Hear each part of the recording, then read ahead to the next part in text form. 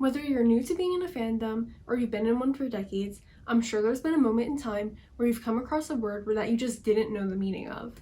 This is completely understandable as fandom jargon is constantly evolving. I'd also just say that the meanings of different words or phrases or abbreviations aren't always easily inferred. But there is no need to worry any longer.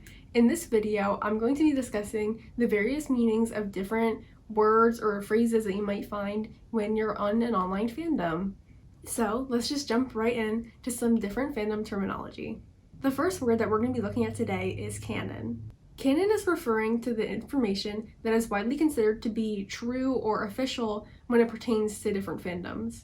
Information that's considered canon is usually derived from the original source material, but it can also come from supplemental works or information coming directly from the creator. The word canon has also spread more mainstream lately due to its use in the new Across the Spider-Verse movie.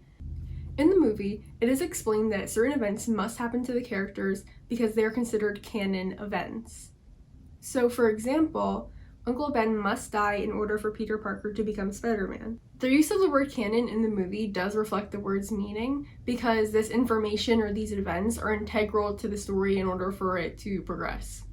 On a similar note, the next word we're going to be discussing is headcanon.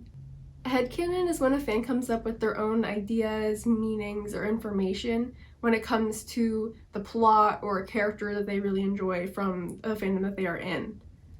A headcanon is one's own personal ideas, so they do not have to be based in the actual canon of their fandom.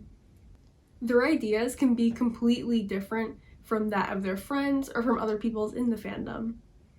Since it's one's own ideas, their ideas may not be reflected in the work at all. Basically, you can just believe in whatever headcanons you want because they are coming from your own imagination.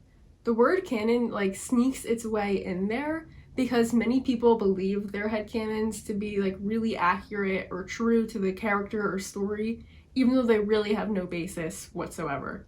Next, we're going to be discussing what shipping means. So shipping is when a fandom believes that two people, whether they are characters or real people, need to be in a romantic relationship with each other. Hence the word relationship. A ship can be formed without any real basis for the ship, which can be seen especially through the prevalent trope of enemies to lovers. Many fans really enjoy the trope where two characters or people start out as enemies, they hate each other, but by the end they are in love with one another. This idea might sound a little crazy to a fandom outsider, but this idea does already exist in many examples of mainstream media. The first example that comes in mind for me is the movie 10 Things I Hate About You, which stars Heath Ledger.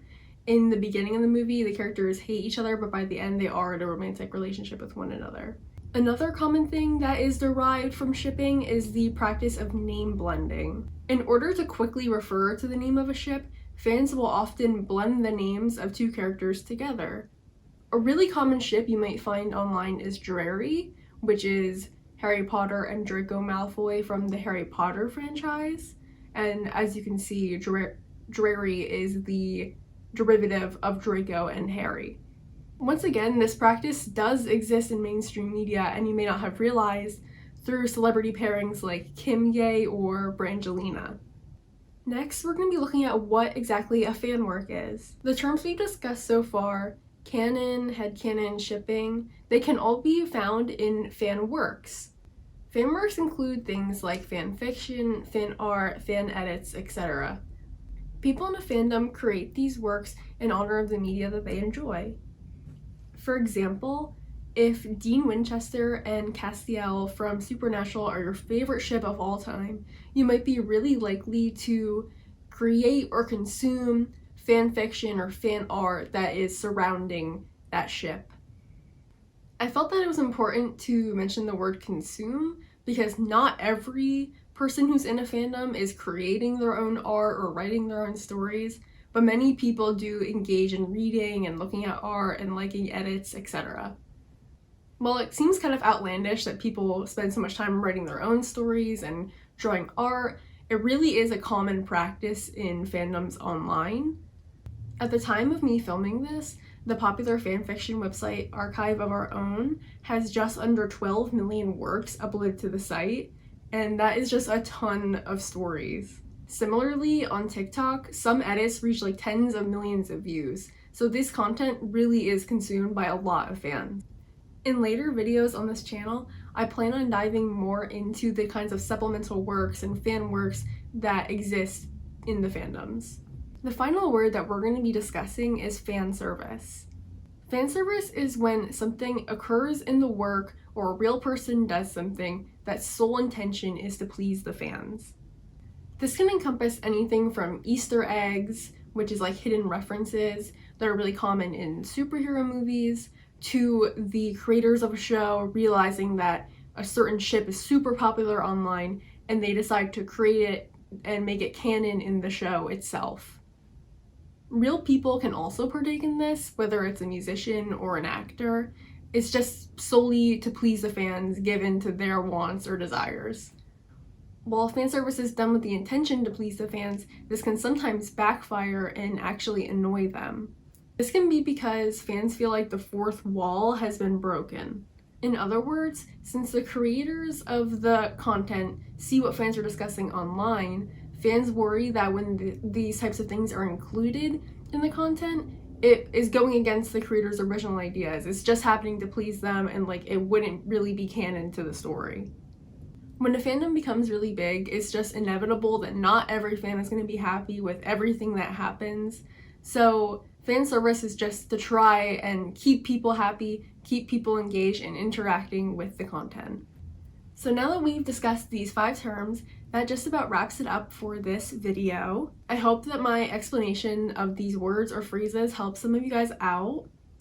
I had so much fun reading the many different definitions of these phrases and trying to come up with a consensus, like what were the common ideas. Super fun, and even like throwing in my own perceptions of these terms. We've only just scratched the surface, including 5 terms. There are so many other things we could discuss, and I would be happy to create another video in the future diving into more terms and phrases. If you enjoyed this video and you learned something new, be sure to give it a like and comment down below. And if you're interested in seeing more content from me, you can always subscribe and ring the notification bell. I will upload a new video every week, and I hope to see you guys there. Bye!